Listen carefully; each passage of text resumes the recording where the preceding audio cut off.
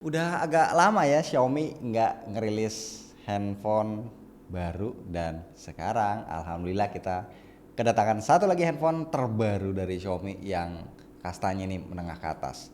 Xiaomi 14T co-engineered with Leica.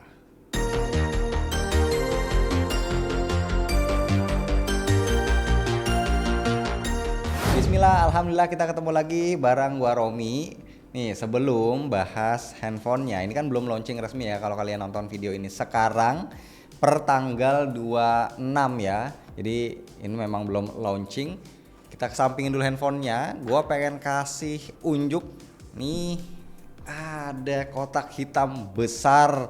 Nah, ini adalah paket atau gift yang akan kita terima untuk yang melakukan pre-order. Tulisannya Xiaomi 14T series ya, co-engineered with Leica. Ada logo Mi-nya di sini. Mending langsung kita buka. Bismillah.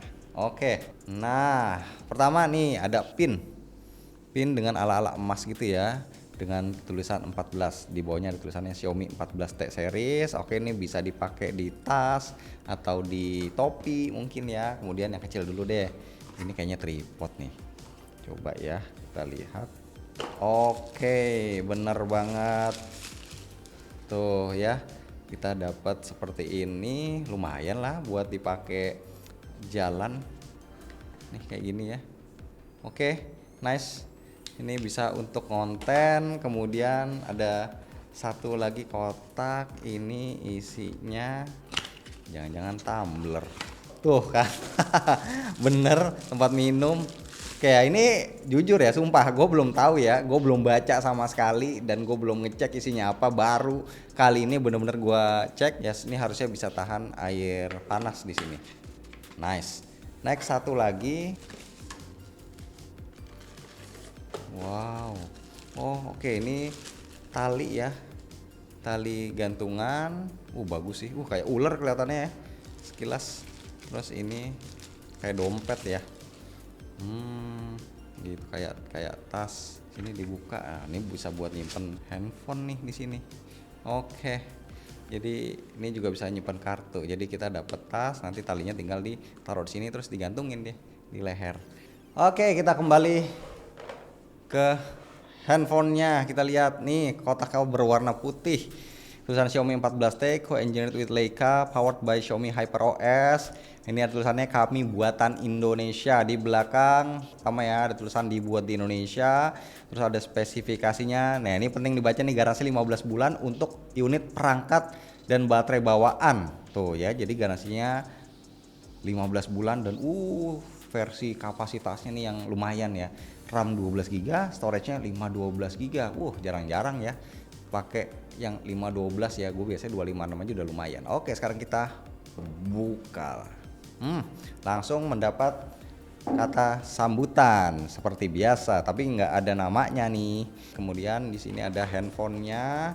Ya, kita sampingin dulu biar misterius gitu ya. Terus di sini kita mendapatkan SIM ejector, kemudian ada quick guide, kertas-kertas, dan ada case. Casingnya ini harusnya jelly case ya.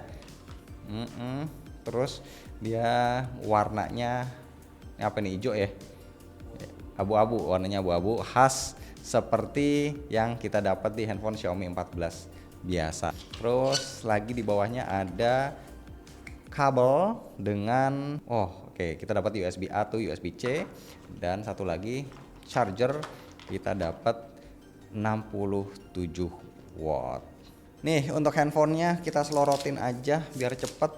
Sip, kita kletek dulu untuk stikernya. Oke.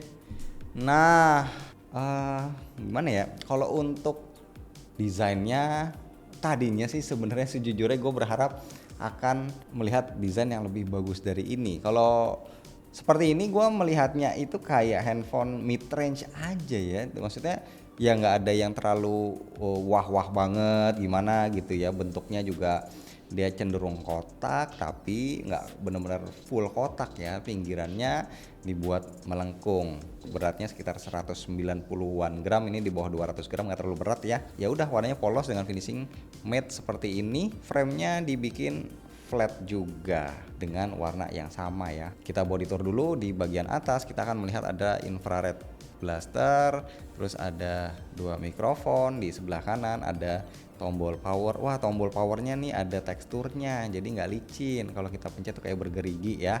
Terus ada volume rocker juga. Terus di bagian bawah ada grill speaker, ada port USB-C, ada mikrofon, ada slot kartu.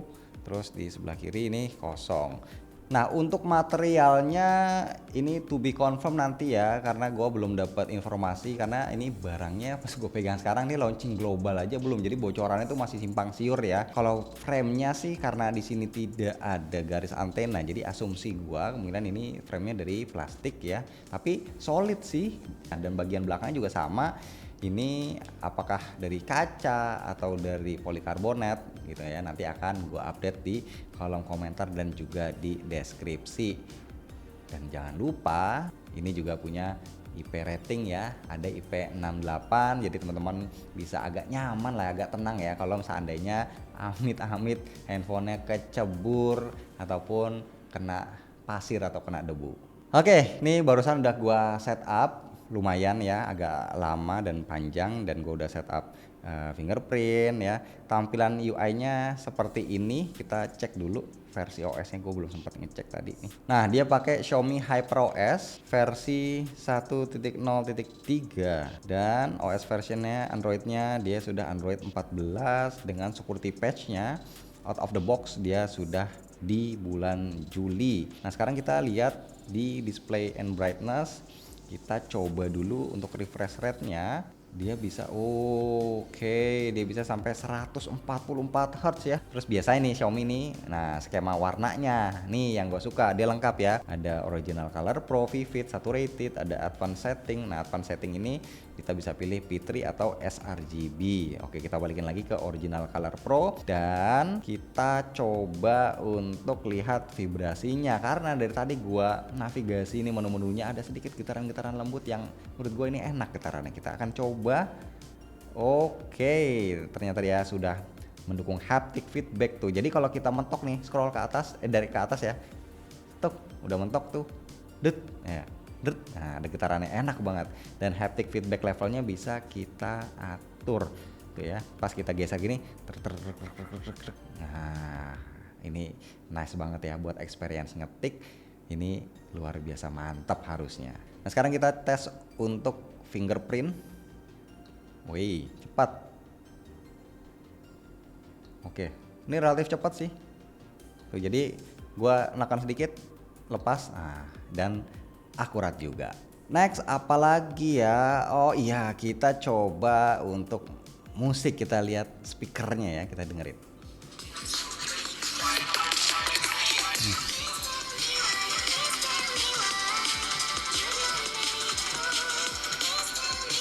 Oke, jadi untuk speakernya ini juga enak, dia sudah stereo dari grillnya di atas dan juga di bawah. Selanjutnya kita ngomongin sedikit deh soal spesifikasi dan juga layarnya. Oke, layarnya dulu.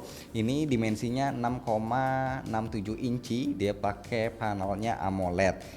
Sudah terpasang anti gores dari sananya dengan modul kamera depan ada di tengah, bulutannya relatif kecil, dan yang gua suka adalah bezelnya. Teman-teman bisa lihat di sini, ini termasuk lumayan tipis, dan juga yang terpenting adalah simetris. Jadi bagian atas, bawah, kiri, kanannya ini tidak ada yang gede sendiri, jadi semuanya sama tipisnya. Nah, terus juga untuk brightness-nya dia support sampai 4000 nits, luar biasa. Terus tadi kita udah cek ya, refresh rate sampai dengan 144 Hz, resolusinya udah Full HD+, dan juga yang gak kalah penting adalah dia support Dolby Vision. Untuk itu kita akan cek di Netflix, dan yes, Widevine L1, dan dia support HDR10 dan juga Dolby Vision. Ini salah satu benefit kalau pakai flagshipnya Xiaomi ya. Jadi bukan cuma HDR tapi Dolby Vision untuk mendapatkan skin tone yang akurat dan enak di mata. Nah, untuk spesifikasi jeroannya, jadi si 14T ini dia pakai Dimensity 8300 Ultra. Dia sudah pakai fabrikasi 4 nanometer dan ada NPU-nya untuk menjalankan fungsi-fungsi AI, tapi kita nggak akan ngetes AI-nya di sini, nanti di video review aja.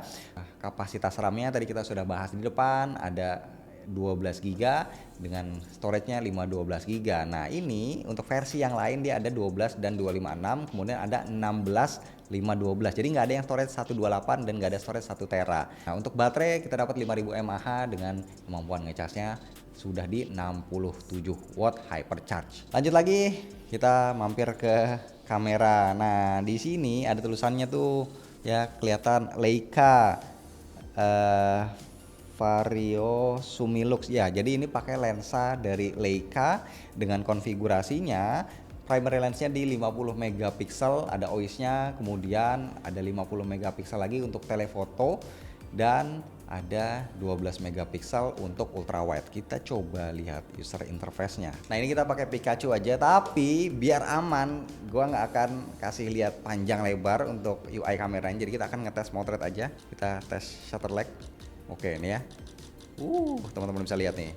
Ngacir, tidak nge-lag dengan hasilnya yang oke seperti ini. Dan tentunya kita bisa milih ya stylenya Leica Vibrant atau Authentic seperti yang ada di Xiaomi 14 dan juga ada di Xiaomi 14 Ultra. Untuk selebihnya nanti kita akan bahas di video reviewnya. Sekali lagi biar aman karena ini kan belum launching global bahkan ya. Oke, jadi kesimpulan untuk first impression dari gua ya, at least dengan hadirnya Xiaomi 14T ini kita mendapatkan satu lagi tambahan amunisi untuk Xiaomi 14 series. Kemarin kan setelah Xiaomi 14 yang resmi di Indonesia itu kan dimensinya compact. Kalau teman-teman pengen yang dimensinya agak lebih gedean, nah datanglah si Xiaomi 14T ini. Walaupun memang desainnya nggak kelihatan yang gimana ya, terlalu mencuri perhatian, yang mewah gitu ya. Ini menurut gua cenderung lebih kalem, lebih sederhana kayak handphone mid range.